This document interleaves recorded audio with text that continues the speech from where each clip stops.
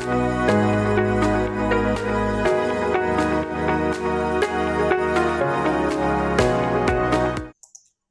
Evening my dear friends. ఈరోజు అంటే 2025 మే 20th యొక్క ప్రధానమైనటువంటి కరెంట్ అఫైర్స్ ఏంటి, దానికి అనుబంధంగా కరెంట్ రిలేటెడ్ జనరల్ స్టడీస్ ఏంటి అనే విషయాల్ని ఇప్పుడు మనం మాట్లాడుకుందాం.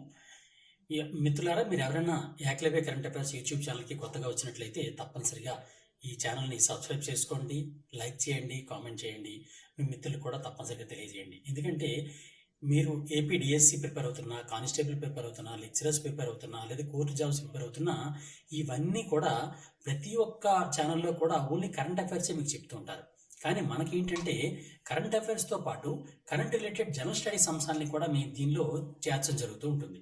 అందువల్లనే గతంలో ఏ ఎగ్జామ్ జరిగినా సరే, తెలుగు రాష్ట్రాల్లో ఏ ఎగ్జామ్ జరిగినా సరే, మన యాక్లెబే నుంచి అత్యధికంగా కరెంట్ అఫైర్స్ కానీ కరెంట్ రిలేటెడ్ జనరల్ స్టడీస్ కానీ వచ్చాయనే విషయం మీ అందరికీ తెలిసిందే. అందువల్ల తప్పనిసరిగా మీ మిత్రులకు కూడా నేను తెలియజేస్తారని మిమ్మల్ని కోరుతున్నాను. ఈరోజు 2025 మే 20వ తేదీ యొక్క ప్రధానమైనటువంటి కరెంట్ అఫైర్స్ ఏంటో ఒకసారి చూద్దాం. దీనిలో మొట్టమొదటిగా గ్లోబల్ ఎలక్ట్రిక్ వెహికల్స్ అవుట్లుక్ 2025 అనేది ఈరోజు రిలీజ్ అవ్వడం జరిగింది. దానికి సంబంధించి ప్రపంచవ్యాప్తంగా ఎలక్ట్రిక్ వెహికల్స్ యొక్క ప్యాటర్న్ ఏ విధంగా ఉంది, ఏ దేశాల్లో అత్యధికంగా ఉన్నాయి, భారతదేశంలో ఎలా ఉంది అనే దాని గురించి ఈరోజు ఒక రిపోర్ట్ విడుదలవడం జరిగింది. దానికి సంబంధించినటువంటి ప్రధాన అంశాలని మనం ఇప్పుడు చదువుకోవాలి. అంతేకాకుండా ఈశాన్య భారతదేశంలోనే మొట్టమొదటి జియోథర్మల్ ప్రొడక్షన్ వెల్ ఈరోజు తవ్వడం జరిగిందనమాట. అసలు భారతదేశంలోనే మొట్టమొదటి జియోథర్మల్ ప్రొడక్షన్ వెల్ అనేది ఈ మధ్య సింగరేణి కాలరీస్ వారు మన తెలంగాణలోని మనుగూరులో తవ్వడం జరిగింది. ఈశాన్య భారతదేశంలో మొట్టమొదటి జియోథర్మల్ ప్రొడక్షన్ వెల్ అనేది ఈ రోజు ఇక్కడ ప్రారంభం అవడం జరిగింది. దానికి సంబంధించిన విశేషాల గురించి మనం మాట్లాడుకోవాలి. అంతేకాకుండా పర్యావరణ పరిరక్షణ చేయడం కోసం, అంటే పర్వత ప్రాంతాల్లో ఉన్నటువంటి పర్యావరణ పరిరక్షణ చేయడం కోసం ఒక ప్రత్యేకమైనటువంటి సమావేశం అనేది నేపాల్లో ప్రారంభమైంది. అదే సాగర్ మాతా సంవాద్. ఆ సాగర్ మాతా సంవాద్ గురించి కూడా మనం డిస్కస్ చేసుకోవాలి. అంతేకాకుండా ఈరోజు 30 సంవత్సరాల లోపు ఉన్నటువంటి అత్యంత ఆదాయం కలిగినటువంటి వ్యక్తుల గురించి ఫోర్బ్స్ 30 అండర్ 30 ఏషియా 2025 అనేటటువంటి నివేదిక ఫోర్బ్స్ పత్రిక వారు ఈ ఫోర్బ్స్ పత్రిక వాళ్ళు, అమెరికాకి చెందినటువంటి ఫోర్బ్స్ పత్రిక అనేది ఈరోజు రిలీజ్ చేయడం జరిగింది. దానికి సంబంధించి భారతదేశానికి చెందినటువంటి ఎక్కువ మంది 30 సంవత్సరాల లోపు యువకులు ఇందులో చోటు సంపాదించడం జరిగింది. వారికి సంబంధించినటువంటి ప్రధాన విశేషాలు మాట్లాడుకోవాలి. అంతేకాకుండా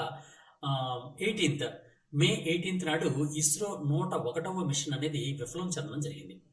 ఆ విధమైనటువంటి ఆ 101వ మిషన్ గురించి, అంతకుముందు ఈ పిఎస్ఎల్వి ఏ విధమైనటువంటి విఫలాలు చేసింది అనేటటువంటి, అంటే విఫలం ఏ విధంగా జరిగింది, గతంలో ఎన్నిసార్లు విఫలం జరిగింది అనే విషయాలు కూడా మనం తప్పనిసరిగా చదువుకోవాలి.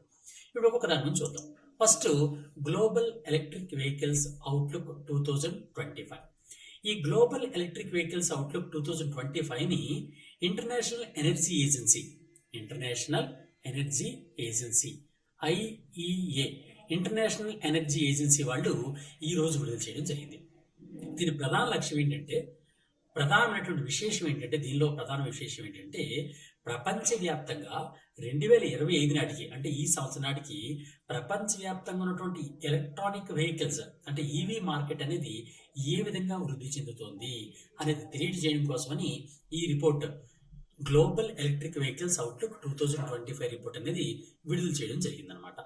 దీనిలో ప్రధానంగా ఈవీ మార్కెట్కి ప్రధానమైనటువంటి మార్కెట్లుగా ఈ నివేదిక ప్రకారం చైనా, యూరోప్ అండ్ అమెరికా, ఈ మూడు కూడా ఈ ఈవీలకి ప్రధానమైనటువంటి మార్కెట్గా ప్రస్తుతం ఉన్నాయని ఈ గ్లోబల్ ఎలక్ట్రిక్ వెహికల్స్ అవుట్లుక్ 2025 నివేదిక అనేది ప్రకటించడం జరిగిందనమాట. అయితే ఇక్కడ అనేక దేశాలు, అంటే ప్రపంచంలో ఉన్నటువంటి మ్యాక్సిమం అన్ని దేశాలు కూడా 2030 నాటికల్లా ఇంటర్నల్ కంబషన్ ఇంజిన్స్, ప్రస్తుతం ఏవైతే పెట్రోల్ సహాయంతో నడుస్తున్నాయో ఆ ఇంజిన్స్ని ఇంటర్నల్ కంబషన్ ఇంజిన్స్ అని పిలుస్తారు. ఈ ఇంటర్నల్ కంబషన్ ఇంజిన్స్ని తగ్గించి వాటి స్థానంలో ఎలక్ట్రిక్ వెహికల్స్గా మార్పు చెందాలని 2030 నాటికల్లా మ్యాక్సిమం అందరూ కూడా మార్పు చెందాలని అన్ని దేశాలు కూడా ప్రణాళికలు సిద్ధం చేసుకుంటున్నాయి. దానిలో భాగంగానే భారతదేశం కూడా 2030 నాటికి, ఇది చాలా ఇంపార్టెంట్ పాయింట్ అండి, 2030 నాటికి తన దేశంలో ఉన్నటువంటి మొత్తం వెహికల్స్లో, వాహనాల్లో 30% వాహనాలు, 30% వాహనాలని ఎలక్ట్రానిక్ వెహికల్స్గా రూపొందించాలని భారతదేశం లక్ష్యంగా పెట్టుకోవడం జరిగింది. ఈ పాయింట్ చాలా జాగ్రత్తగా గుర్తుంచుకోండి. ఏంటండి, 2030 నాటికి భారతదేశంలో ఉన్నటువంటి మొత్తం వెహికల్స్లో, మొత్తం వాడుతున్నటువంటి వాహనాల్లో 30% ఎలక్ట్రానిక్ వాహనాలకే ఉపయోగించాలి అని భారతదేశం అనేది లక్ష్యంగా పెట్టుకుంది. ఈ పాయింట్ చాలా చాలా ఇంపార్టెంట్. ఇక్కడ సమస్య ఏంటంటే, భారతదేశంలో కొన్ని సమస్యలు ఉన్నాయి. ఏంటి, భారతదేశం ఒకటే కాదు, ప్రపంచవ్యాప్తంగా. అవేంటంటే ఛార్జింగ్ స్టేషన్స్కి చాలా ఎక్కువ ఇన్వెస్ట్మెంట్ అవుతూ ఉంటుంది, కానీ దానికి తగినంత ఆదాయం రాదు. అందువల్ల ఛార్జింగ్ స్టేషన్స్ పెట్టడానికి ప్రైవేట్ రంగం వారు తక్కువగా వస్తున్నారు అనమాట. అందువల్ల ఛార్జింగ్ స్టేషన్స్ బలోపేతం చేయడం కోసం ప్రభుత్వం సహకారం అందించాలి. అంతేకాకుండా ఈ బ్యాటరీస్ తయారు చేయడం కోసం, అంటే ఎలక్ట్రానిక్ వెహికల్స్ ఉపయోగపడేటటువంటి బ్యాటరీస్ ఉంటాయి కదండి, ఎలక్ట్రానిక్ బ్యాటరీస్. ఈ బ్యాటరీస్ తయారు చేయడం కోసం ప్రత్యేకంగా ఉపయోగించే ఖనిజాల పేరు ఏం పేరంటే లిథియం, నికెల్ ఇలాంటి పదార్థాలు కావాలి. ఈ లిథియం, నికెల్ వంటి పదార్థాలు కేవలం కొన్ని దేశాల్లో మాత్రమే ఎక్కువగా లభ్యమవుతున్నాయి, మరికొన్ని దేశాల్లో సరిగా లభ్యం కావట్లేదు అనమాట. అది ఒక పెద్ద సమస్యగా ఉందన్నమాట. ఈ విధంగా ఇలా ఏ విధమైనప్పటికీ కూడా ఇటువంటి ఇబ్బందులు ఉన్నప్పటికీ కూడా ఎలక్ట్రానిక్ వెహికల్స్ యొక్క పాత్ర చాలా గణనీయంగా పెరుగుతోంది అని గ్లోబల్ ఎలక్ట్రిక్ వెహికల్స్ అవుట్లుక్ 2025 అనేది పేర్కోవడం జరిగిందనమాట. ఇక్కడ ఇంకో విషయం ఏంటంటే, ఈ నివేదికలో ఏం చెప్పారంటే 2024లో గ్లోబల్గా ప్రపంచవ్యాప్తంగా జరిగినటువంటి ఎలక్ట్రానిక్ వెహికల్స్ యొక్క అమ్మకాలు అనేవి 17 మిలియన్స్ అయ్యాట. 17 మిలియన్లు 2024 సంవత్సరంలో మొత్తం ప్రపంచవ్యాప్తంగా అమ్ముడైనటువంటి ఎలక్ట్రానిక్ వెహికల్స్ సంఖ్య ఎంత అంటే 17 మిలియన్లుగా అయిందని ఈ గ్లోబల్ ఎలక్ట్రిక్ వెహికల్స్ అవుట్లుక్ 2025 నివేదిక అనేది తెలియజేయడం జరిగింది. ఈ నివేదిక మరొకటి ఏం తెలియజేసిందంటే, 2023లో అమ్ముడైనటువంటి ఎలక్ట్రానిక్ వెహికల్స్ కన్నా 2024లో జరిగినటువంటి అమ్మకాలు అనేవి చాలా ఎక్కువ శాతం ఉన్నాయని, ఇంచుమించుగా 35% అనేది అధికంగా జరిగాయని ఈ గ్లోబల్ ఎలక్ట్రిక్ వెహికల్స్ అవుట్లుక్ అనేది ప్రకటించడం జరిగిందనమాట. ఓకే, అర్థమైంది కదండి. 2024లో ప్రపంచవ్యాప్తంగా 17 మిలియన్ల ఎలక్ట్రానిక్ వెహికల్స్ అమ్ముడయ్యాయి. ఈ అమ్ముడైనటువంటి ఈ ఎలక్ట్రానిక్ వెహికల్స్ అనేవి 2023తో పోలిస్తే 35% ఎక్కువగా ఉందని గ్లోబల్ ఎలక్ట్రిక్ వెహికల్స్ అవుట్లుక్ అనేది ఈరోజు పేర్కోవడం జరిగిందనమాట. 2025లో అంటే ఈ సంవత్సరంలో ఈ సంఖ్య అనేది 20 మిలియన్లకు చేరుతుందని 2025కి ఇప్పటికీ 20 మిలియన్లకు ఆల్రెడీ చేరి ఉంటుందని ఈ నివేదికలో పేర్కోవడం జరిగిందనమాట. ఈ విధంగా ఈ నివేదిక గురించి కొన్ని ప్రధానమైనటువంటి పాయింట్లని ఈరోజు గ్లోబల్ ఎలక్ట్రిక్ వెహికల్స్ అవుట్లుక్ 2025 అనేది తెలియజేసింది. అయితే ఇక్కడ ప్రధానంగా మరొక ప్రధాన ఇంపార్టెంట్ పాయింట్ ఉంది. ఏంటి అంటే, 2024లో ప్రపంచవ్యాప్తంగా 17 మిలియన్ల అమ్మకం అయ్యాయని చెప్పాను. 2024లో చైనాలో 11 మిలియన్ల ఎలక్ట్రానిక్ వెహికల్ అమ్మిందట. ఓన్లీ ఒక చైనా మాత్రమే. ప్రపంచవ్యాప్తంగా 17 మిలియన్ల అమ్మకం అయితే దీనిలో 11 మిలియన్స్ అనేవి కేవలం చైనాలోనే అమ్మకం జరిగాయి. ఆ విధంగా చైనా చాలా వేగంగా ఎలక్ట్రానిక్ వెహికల్స్ వైపు మూవ్ అవుతుంది, కదులుతోంది అని పేర్కోవడం జరిగింది ఈ రిపోర్ట్ అనమాట. అయితే దీంతో పోలిస్తే భారతదేశం అనేది చాలా తక్కువ వేగంతో మాత్రమే ప్రయాణం చేస్తోంది అని కూడా ఈ రిపోర్ట్లో పేర్కోవడం జరిగిందనమాట. ఇది దీనికి సంబంధించిన ప్రధాన అంశాలు. దీనిలో అనేకమైనటువంటి సవాళ్ళ గురించి కూడా పేర్కోవడం జరిగింది. మనకు అవన్నీ అక్కర్లేదు, కానీ ప్రధానంగా మనం గుర్తుంచుకోవాల్సింది ఏంటంటే, ఎలక్ట్రానిక్ వెహికల్స్ అభివృద్ధిలో ప్రధానంగా ఉన్నటువంటి సవాలు ఏంటి అంటే, ఛార్జింగ్ ఇన్ఫ్రాస్ట్రక్చర్ ఏర్పాటు చేయడం కష్టమవుతుంది. అంతేకాకుండా ప్రోత్సాహకాలు కల్పించడం కూడా అసలు తక్కువగా ఉంది. ఈ కారణం వలన ఎలక్ట్రానిక్ వెహికల్స్ అనేవి తక్కువగా ఉన్నాయి అనమాట. ఇక్కడ మరి ఒక్క పాయింట్ చెప్తాను. అదేంటంటే, జనరల్ స్టడీస్ పాయింట్ ఆఫ్ వ్యూలో ఒక విషయం మీకు చెప్తాను. అదేంటంటే, భారతదేశంలో ఇప్పుడు మనం ప్రపంచం గురించి మాట్లాడుకున్నాం. ఇప్పుడు భారతదేశంలో ఎలక్ట్రానిక్ వెహికల్స్ అభివృద్ధి పరచడం కోసం కేంద్ర ప్రభుత్వం కొన్ని ప్రత్యేక కార్యక్రమాలు చేస్తుంది. ఆ కార్యక్రమాలు కూడా తప్పనిసరిగా మనం గుర్తుంచుకోవాలి. ఆ కార్యక్రమం పేర్లు ఏంటంటే, ఒకటి ఫేమ్ స్కీమ్ అనేది ఒకటి ఉంది. ఫేమ్ ఫేమ్ అంటే అర్థం ఏంటంటే, faster adoption and manufacturing of hybrid and electric vehicles. చూడండి, ఫేమ్ అంటే అర్థం ఏంటంటే, ఫేమ్ స్కీమ్. కేంద్ర ప్రభుత్వం ఏం చేస్తుందంటే 2019 నుంచి కూడా ఫేమ్ స్కీమ్ అనేది ప్రవేశపెట్టింది. ఈ ఫేమ్ స్కీమ్ ఏం చేస్తుందంటే ఎలక్ట్రానిక్ వెహికల్స్ ఏవైతే ఉన్నాయో వాటిని కొన్నటువంటి వాళ్ళకి, ఫర్ ఎగ్జాంపుల్ పబ్లిక్ ట్రాన్స్పోర్ట్స్లో బస్సెస్ కానీ, ఎలక్ట్రానిక్ బస్సెస్ అంటే ఈ బస్సెస్ కానీ, ఈ ఆటోస్ కానీ, ఈ టాక్సీస్ కానీ, ఇలాంటి వాటికి కొనుక్కున్నప్పుడు వాటి సహకారం అందించడం.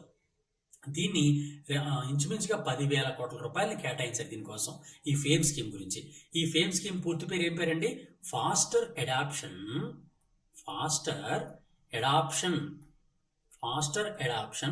అండ్ మ్యానుఫ్యాక్చరింగ్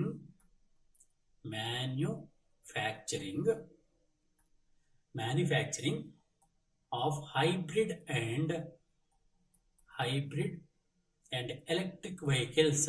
అంటే హైబ్రిడ్ వెహికల్స్ అండ్ ఎలక్ట్రిక్ వెహికల్స్కి ప్రోత్సాహం కల్పించడం కోసం ఏర్పాటు చేసినటువంటి ఈ కార్యక్రమాన్ని faster adoption and manufacturing of hybrid and electric vehicles లేదా ఫేమ్ స్కీమ్ అని పిలవడం జరిగింది. దీన్ని 2019లో ప్రారంభించారు. ఇంచుమించుగా 10,000 కోట్ల రూపాయలని దీన్ని పెట్టుబడిగా పెట్టడం జరిగిందనమాట. ఇది ఫేమ్ స్కీమ్ గురించి. అలాగే మరో కార్యక్రమం ఉంది. అదేంటి అంటే ఎలక్ట్రానిక్ వెహికల్స్ అభివృద్ధి పరచడం కోసం పిఎల్ఐ స్కీమ్ అని ఒకటి ప్రవేశపెట్టింది. PLI scheme. పిఎల్ఐ అంటే అర్థం ఏంటంటే ప్రొడక్షన్ లింక్డ్ ఇన్సెంటివ్స్. ఆటో సెక్టార్లో అంటే ఏదైతే ట్రాన్స్పోర్ట్ వెహికల్స్ ఉంటాయో వాటిని మరింత అభివృద్ధి పరిచే లక్ష్యంతో పిఎల్ఐ స్కీమ్ను ప్రవేశపెట్టింది. పిఎల్ఐ అంటే ప్రొడక్షన్ లింక్డ్ ఇన్సెంటివ్ అని అర్థం అనమాట. ప్రొడక్షన్ లింక్డ్ ఇన్సెంటివ్ ఏంటి? ప్రొడక్షన్ ఎంత ఎక్కువ చేస్తూ ఉంటే అంత ఇన్సెంటివ్స్ ఇవ్వడం కోసం ఒక ప్రత్యేక కార్యక్రమం ప్రారంభించింది. దాన్ని ప్రొడక్షన్ లింక్డ్ ఇన్సెంటివ్ అంటే ఎంత ప్రొడక్షన్ ఉత్పత్తి అవుతుందో అంత ప్రొడక్ట్ అనుగుణంగా ఇన్సెంటివ్ లభిస్తూ ఉంటుంది అనమాట. ఒక గ్రాస్ ఇవ్వకుండా ఎన్ని ప్రొడక్ట్స్ ఉత్పత్తి చేస్తే అంత ఇన్సెంటివ్ని ఇవ్వడం జరుగుతుంది. ఆ విధంగా ప్రొడక్ట్స్ తయారీని మరింత ప్రోత్సహించడం కోసం కేంద్ర ప్రభుత్వం అనేది చర్యలు తీసుకోవడం జరిగిందన్నమాట. దాన్ని పిఎల్ఐ స్కీమ్ అంట. అంతేకాకుండా మరో కార్యక్రమం, దాని పేరు ఏంటంటే బ్యాటరీ స్వాపింగ్ పాలసీ అనేది ఒకటి తీసుకొచ్చింది కేంద్ర ప్రభుత్వం. బ్యాటరీ స్వాపింగ్ పాలసీ అనే దాన్ని కూడా 2022 నుంచి అమలు చేస్తోంది. Battery swapping policy. దీనిలో ఏంటి అంటే టౌన్స్లో అంటే అర్బన్ ఏరియాస్లో 2 వీలర్స్ మీద కానీ 3 వీలర్స్ కానీ వీటిలో బ్యాటరీ మార్పిడి విధానం. బ్యాటరీ అనేది మళ్ళీ రీఛార్జ్ చేసి అన్నీ కాకుండా కొత్త బ్యాటరీని ఇచ్చేయడం, పాత బ్యాటరీ తీసుకోవడం, ఇలా బ్యాటరీని మార్చే కార్యక్రమం కోసం ప్రత్యేకమైనటువంటి కార్యక్రమం ప్రారంభించింది. దాన్నే బ్యాటరీ స్వాపింగ్ పాలసీ 2022 అని పిలుస్తారు.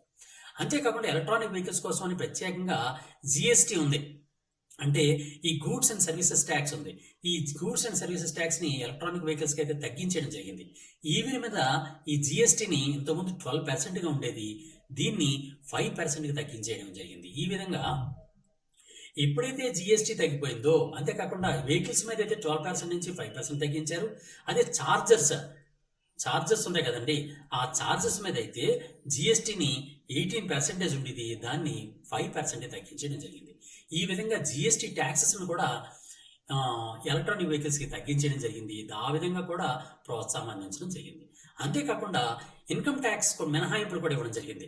ఫర్ ఎగ్జాంపుల్ ఇన్కమ్ ట్యాక్స్ మనం పే చేస్తుంటాం కదండి, ఆ ఇన్కమ్ ట్యాక్స్లో సెక్షన్ 80 EEB ఉంటుంది. ఎలక్ట్రానిక్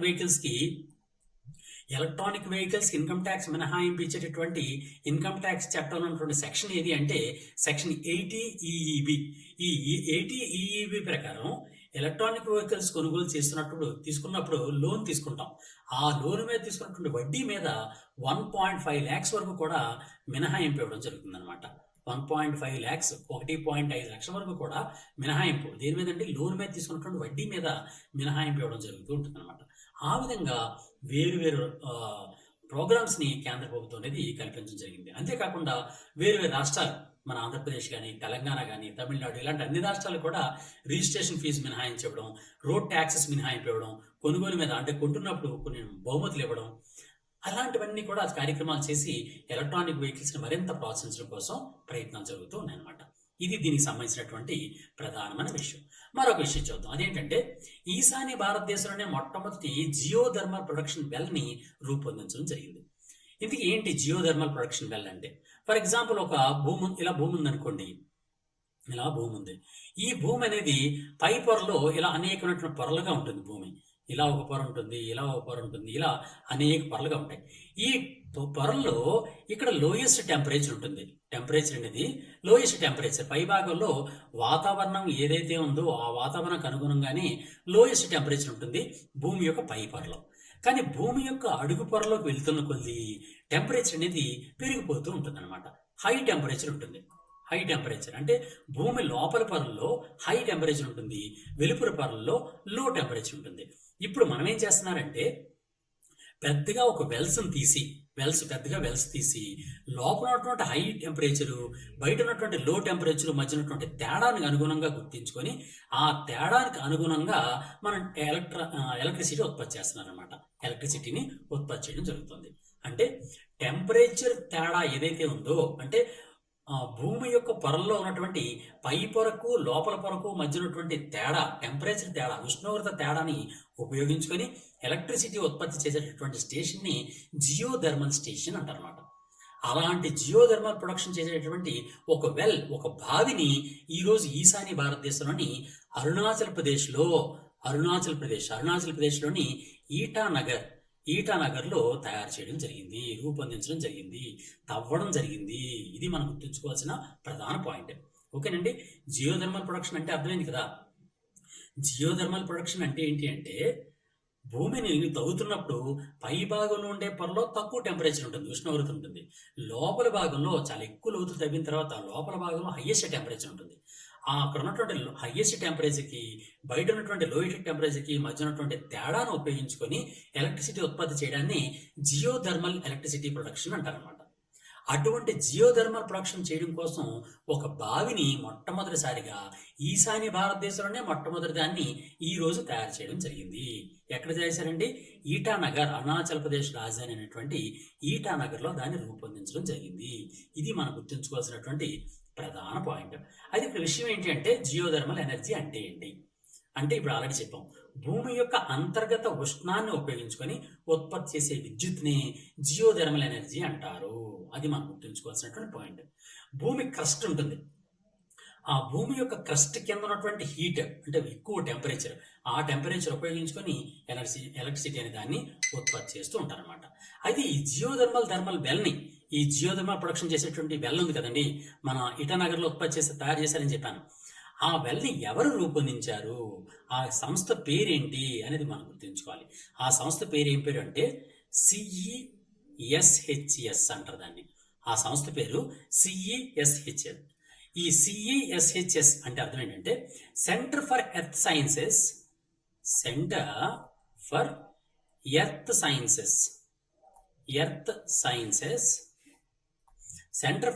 సైన్సెస్ అండ్ హిమాలయన్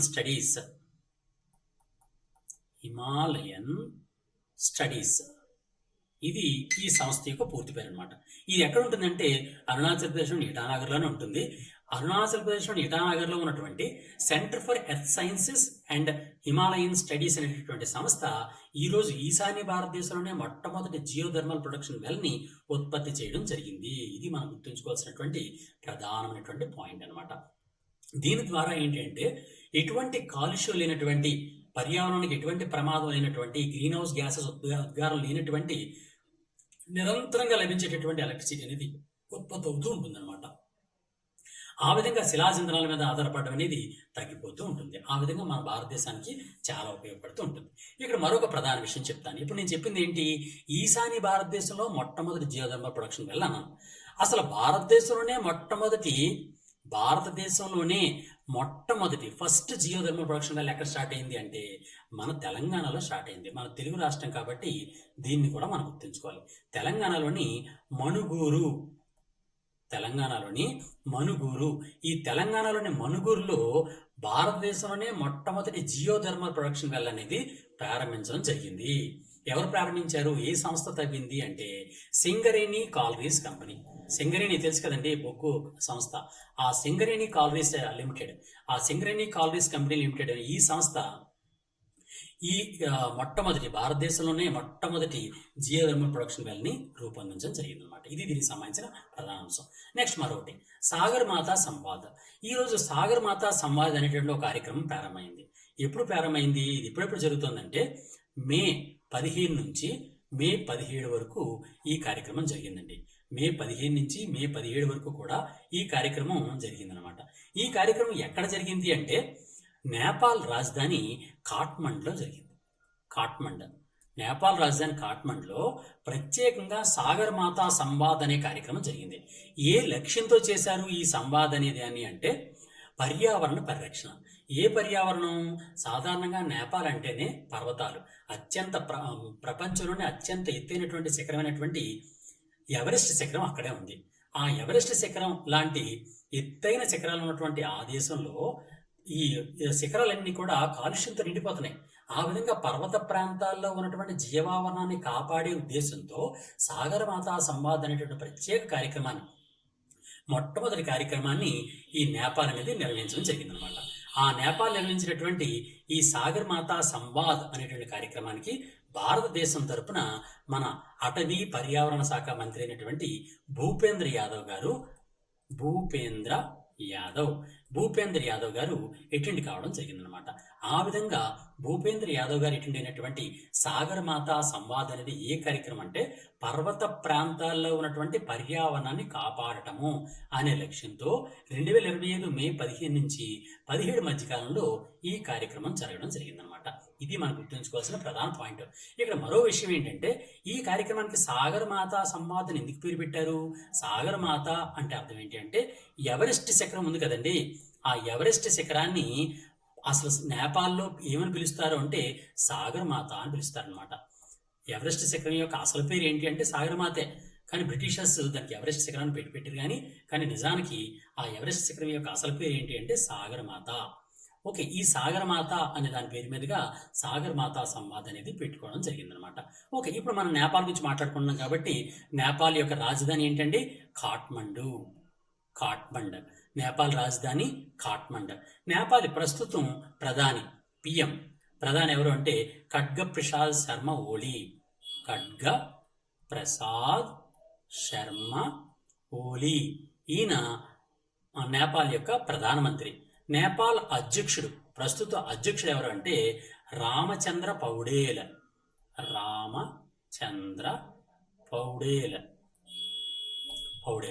ఈ నేపాల్ యొక్క కరెన్సీ ఒకసారి చూస్తే నేపాల్ కరెన్సీ కూడా రూపీ అంటారు, కానీ దీన్ని నేపాలీస్ రూపీ అంటారు.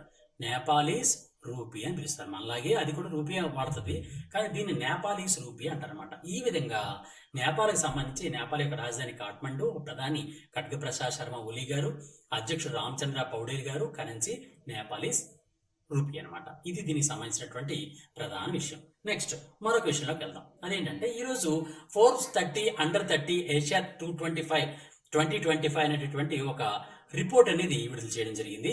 ఏ సంస్థ అంటే ఫోర్బ్స్ సంస్థ విడుదల చేసింది. ఈ ఫోర్బ్స్ సంస్థ అమెరికాలో ఉందన్నమాట. అమెరికాలో ఉన్నటువంటి ఈ ఫోర్బ్స్ సంస్థ ఏం చేసిందంటే ప్రతి సంవత్సరం కూడా ఆసియా ప్రాంతంలో 30 సంవత్సరాల లోపుగా మిలినీరుగా అయినటువంటి వ్యక్తుల్ని ఎంతమంది ఉన్నారో అంతమందిని కూడా ఫోర్బ్స్ 30 అండర్ 30 ఏషియా అనేటటువంటి ఒక లిస్ట్ తయారు చేస్తూ ఉంటుంది. ఆ లిస్ట్ 2025కి ఈ రోజు విడుదల చేయడం జరిగింది. దీనిలో ఇంచుమించుగా అత్యధికంగా భారతీయులే, సుమారు 94 మంది భారతీయులు దీనిలో చోటు సంపాదించడం జరిగిందనమాట.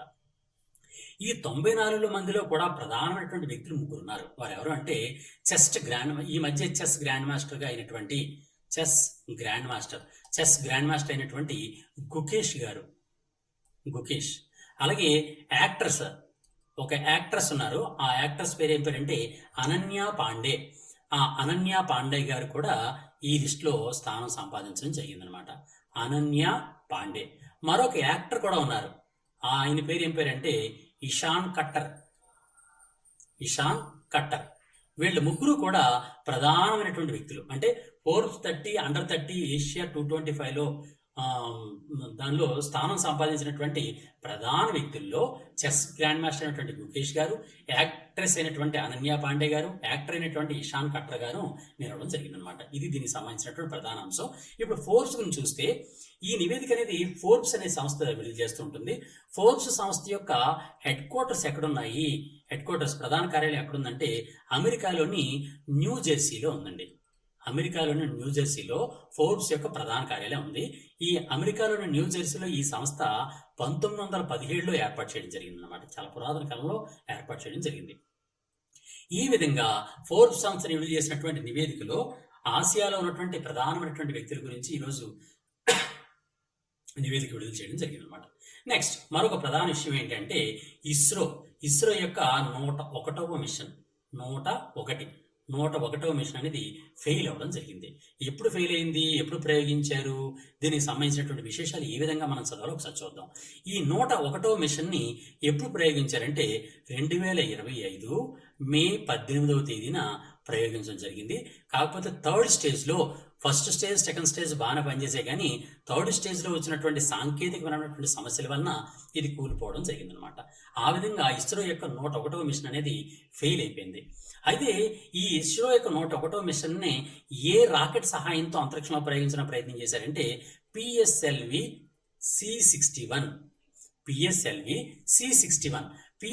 C61 మిషన్తో రాకెట్తో అంతరిక్షంలో ప్రయోగించాలని భావించారు. ఈ పిఎస్ఎల్వి C60కి అమర్చినటువంటి శాటిలైట్ పేరు ఏం పేరు అంటే, పిఎస్ఎల్వికి అమర్చినటువంటి శాటిలైట్ ఈఓఎస్ అంటే ఎర్త్ అబ్జర్వేటరీ శాటిలైట్. ఈఓఎస్ అంటే అర్థం ఏంటండి? Earth observatory satellite. ఈ ఎర్త్ అబ్జర్వేటరీ శాటిలైట్కి మరో పేరు కూడా ఉంది. దాన్ని రీశాట్-1B అని పిలుస్తున్నారు. రీశాట్-1B.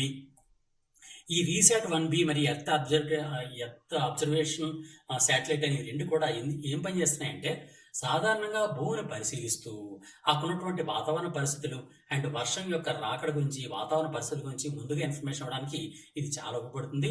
అంతేకాకుండా ఈ మధ్య ఆపరేషన్ సింధూర్ అయినటువంటి నేపథ్యంలో పాకిస్తాన్ మీద, మన శత్రు దేశాల మీద నిఘా వేయడానికి కూడా దీన్ని ప్రయోగించడం జరిగింది. కాకపోతే ఇది దురదృష్టవశాత్తు విఫలం కావడం జరిగింది. అయితే ఎన్నో మిషన్ ఇది అంటే 101వ మిషన్. ఆల్రెడీ మనం చెప్పాం కదండి, ఇస్రో యొక్క 101వ మిషన్. అయితే పిఎస్ఎల్వి అంటే అర్థం ఏంటంటే polar satellite launch vehicle.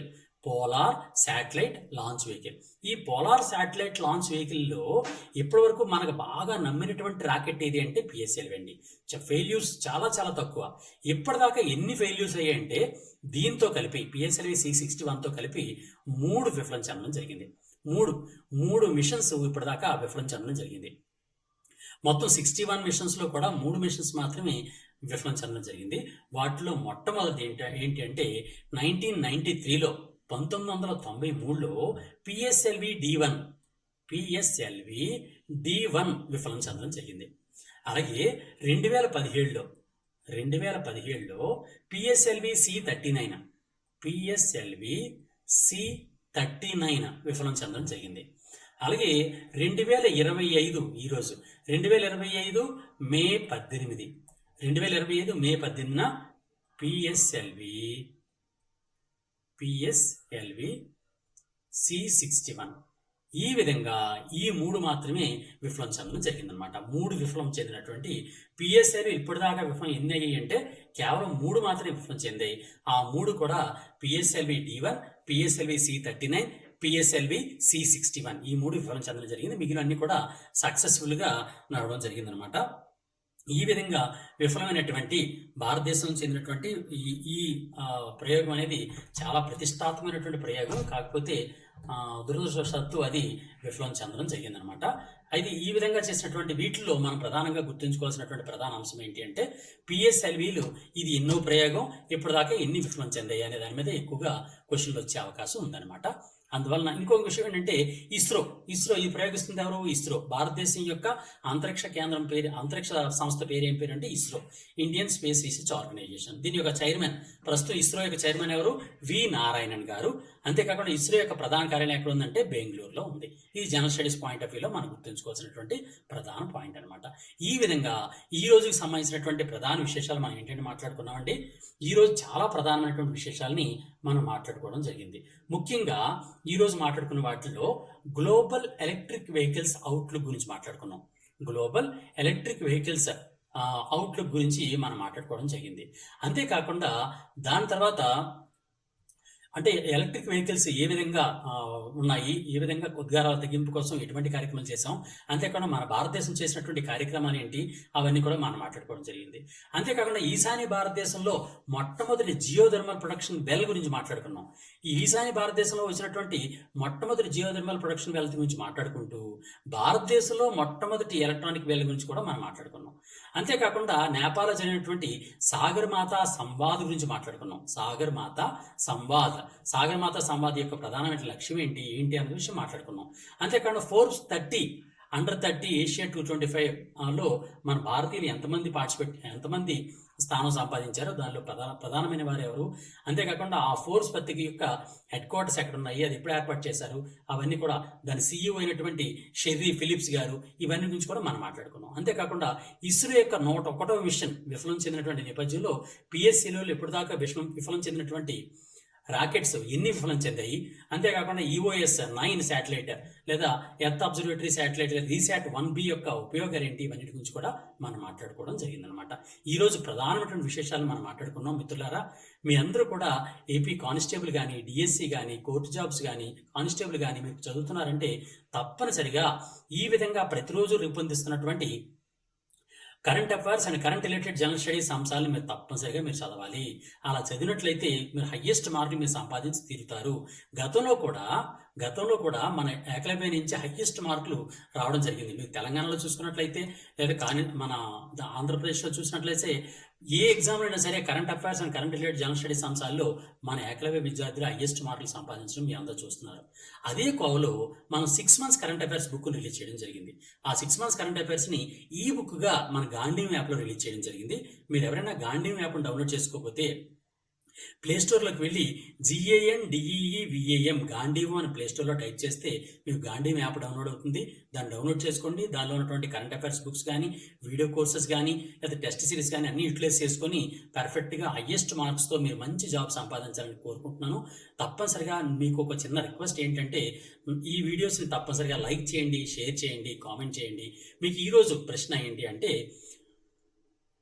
Electronic vehicles అభివృద్ధి పరచడం కోసం భారత ప్రభుత్వం ప్రతిష్టాత్మకంగా ప్రారంభించినటువంటి కార్యక్రమం పేరేంటి?